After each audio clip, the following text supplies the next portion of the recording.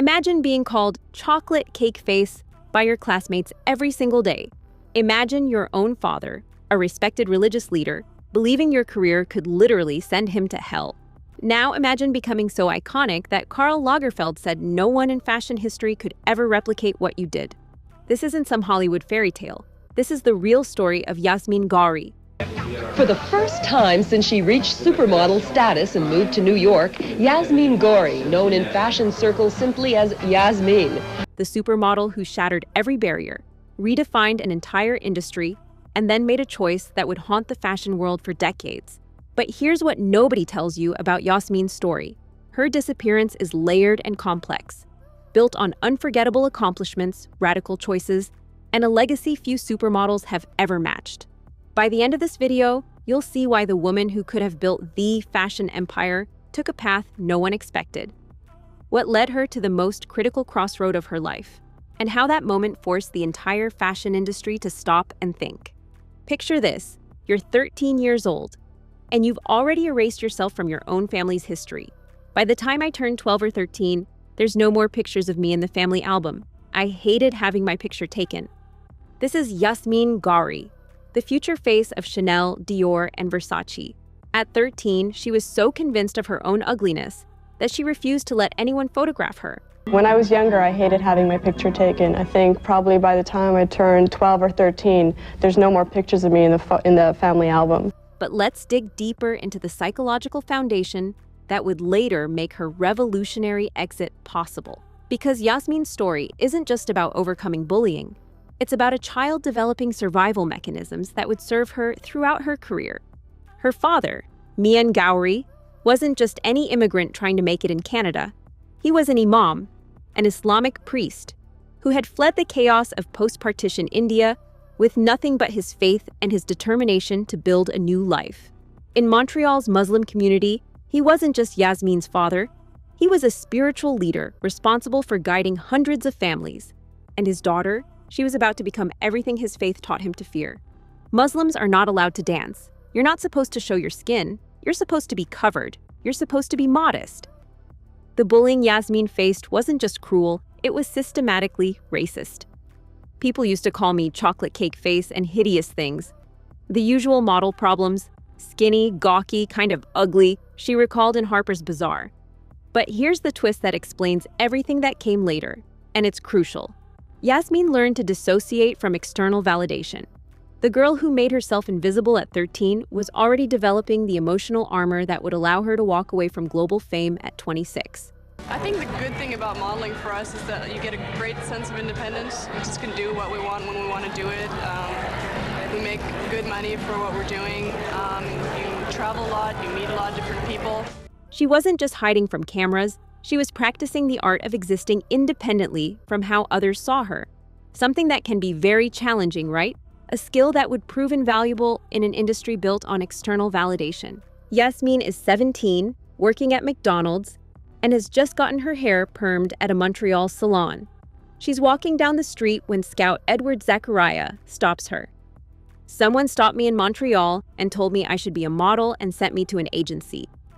Her response? "You're not joking with me like you're 100% serious, because it's not funny." Here's what other documentaries miss. Yasmeen almost didn't pursue modeling because she had learned not to trust positive attention. Years of bullying had taught her that compliments were often setups for humiliation. When she finally walked into Gaetan Bernardi's modeling agency, something unprecedented happened.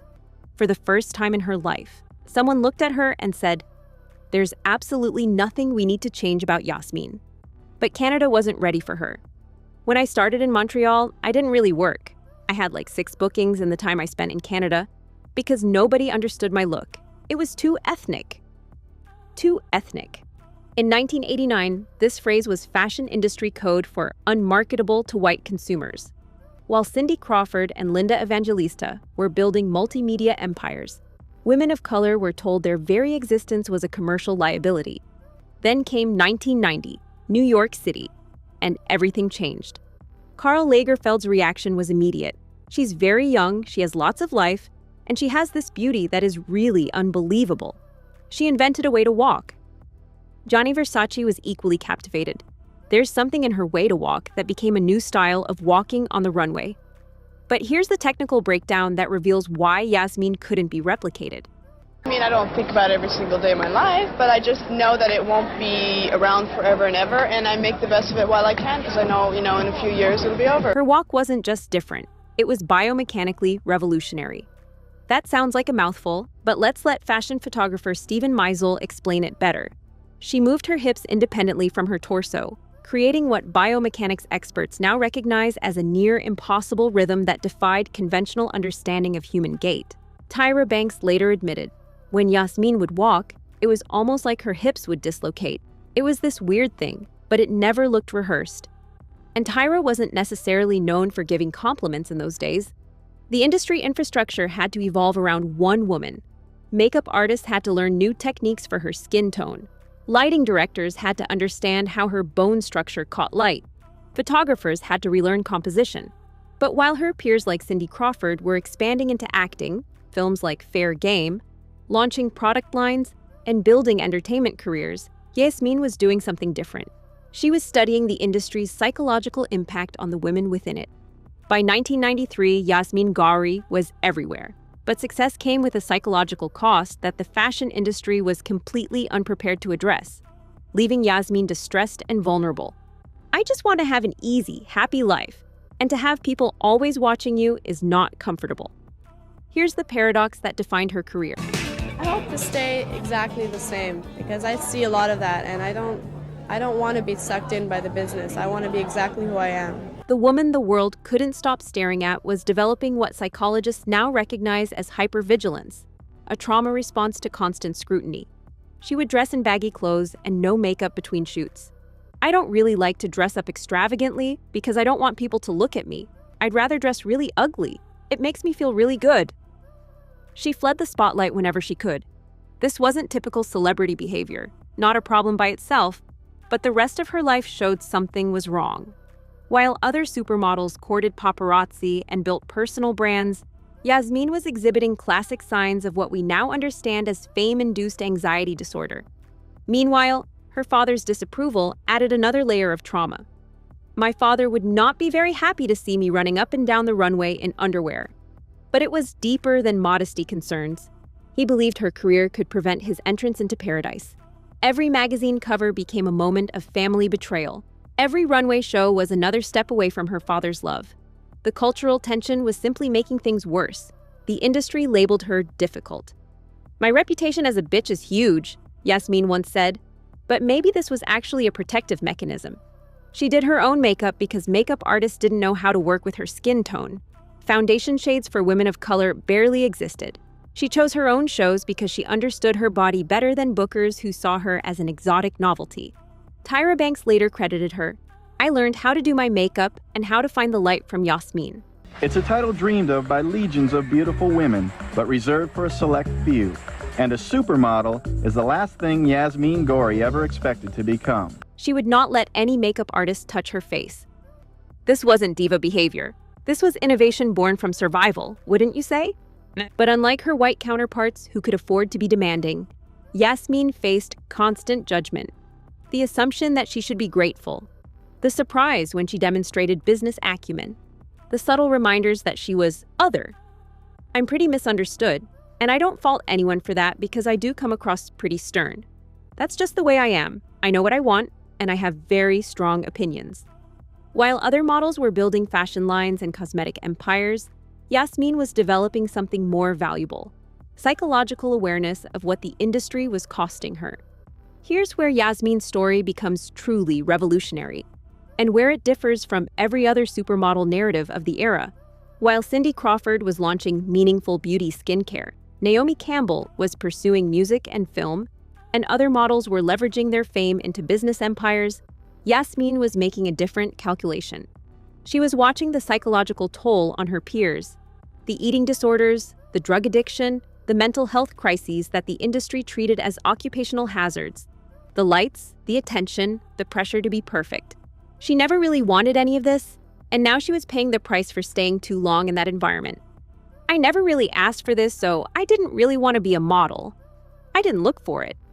I've always hated the word supermodel, and I prefer not to describe myself. I prefer other people to describe me in whatever terms they'd like, but I don't like to categorize myself.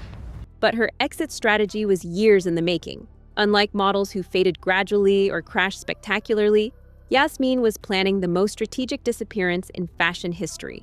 Still a blueprint today. I went from school to work, so I never actually had the opportunity to discover myself, to find out what interests me and what it is that I want to do. At 26, she made a choice that would have been unthinkable to her peers. She chose mental health over legacy building. No memoir deals, no reality shows, no fashion line launches, no cosmetic endorsements, no public advocacy work that could have made her millions while addressing industry diversity issues. She simply stopped and vanished forever. This wasn't career mismanagement, it was the most sophisticated understanding of personal psychology in supermodel history. Yasmeen recognized that staying in the spotlight would require sacrificing her mental health, her family relationships, and her authentic self. While the industry kept calling with million-dollar offers, she was building something her peers couldn't buy: genuine peace. She married Ralph Bernstein, a lawyer with no fashion industry connections, had 2 children, created a life that existed entirely outside the validation machine that had made her famous. And here's the crucial point other videos miss. Her disappearance wasn't just personal. It was an implicit critique of an industry that she recognized was psychologically unsustainable. If you like the story so far, please take a quick second to like the video and subscribe to our channel. There are so many other stories coming with twists you won't see anywhere else. But now, back to Yasmeen and her stunning decision to leave everything behind. Hi, I'm Yasmeen. I guess we're going to be spending the day together, so I'll see you later. 27 years later, Yasmeen's choice looks increasingly smart. The fashion industry is finally grappling with the mental health crisis she saw coming in the 1990s. Here's what her story really shows about the hidden cost of being a trailblazer. Yasmeen couldn't build on her own success because she was too busy laying the groundwork for everyone who came after her. While other models were turning their fame into business empires, she was fighting a completely different fight, proving that so-called ethnic features could sell luxury, and navigating cultural expectations her peers never had to face. And she did all of this while carrying the weight of family trauma rooted in religious and cultural conflict. She was simultaneously breaking barriers and absorbing the psychological cost of that breaking. Her impact is everywhere today, but it's largely uncredited. Every South Asian model walking runways, every makeup tutorial that includes the techniques she pioneered, every discussion about diversity in fashion, every conversation about mental health in modeling, all of it traces back to what she endured and established. But unlike her peers, she chose not to monetize that impact. No fashion line capitalizing on her heritage. I don't answer very personal questions because it's mine. I don't want people to judge it or to look at it or to destroy it. I like to keep things really... No cosmetic brand marketing her innovations, no public speaking circuit discussing her diversity achievements. This wasn't missed opportunity. It was conscious rejection of an industry that wanted to profit from her trauma. Today, as we watch the new generation of models build personal brands worth hundreds of millions in a blizzard of social media posts, Yasmeen's choice looks either tragically naive or brilliantly prescient, depending on your values. She proved you could break every barrier, shatter every expectation, redefine an entire industry, and then refuse to let that industry define you. Here's what makes Yasmeen Ghauri's story the most important supermodel narrative never properly told. She saw the psychological cost of fame before anyone else understood it existed. While the industry was celebrating her success, she was documenting its damage to her mental health, family relationships, and cultural identity. Her disappearance wasn't career sabotage, it was the most sophisticated mental health decision in fashion history. In our current era of influence-driven culture, where visibility equals value and platform equals purpose, Yasmeen proved something radical. Sometimes the most powerful thing you can do is protect your peace. And maybe that's why her story feels so subversive today. In a world that measures everything in likes, follows, and brand valuations, she demonstrated that some things simply can't be monetized. Yasmeen Ghauri didn't just model clothes, she modeled the possibility of success without sacrifice. The fashion industry is still trying to replicate what she did. That walk, that presence, that effortless command of space. But they're missing the point. you can't manufacture the authenticity that comes from surviving racism, navigating cultural collision, and choosing self-preservation over self-promotion. Today, her silence speaks louder than any interview ever could. If Yasmeen's incredible story of courage and self-preservation resonated with you, you'll love our deep dive into Kate Moss's wild journey through the fashion world. It's another untold story of 90s supermodel culture that will completely change how you see that era, with all the nostalgia and behind-the-scenes drama you could want. Don't forget to subscribe so you never miss these hidden stories from fashion history. And if this video gave you a new perspective on what real success looks like, show us some love with a thumbs up and let us know in the comments which supermodel story you'd like us to uncover next. Until next time, thanks for watching.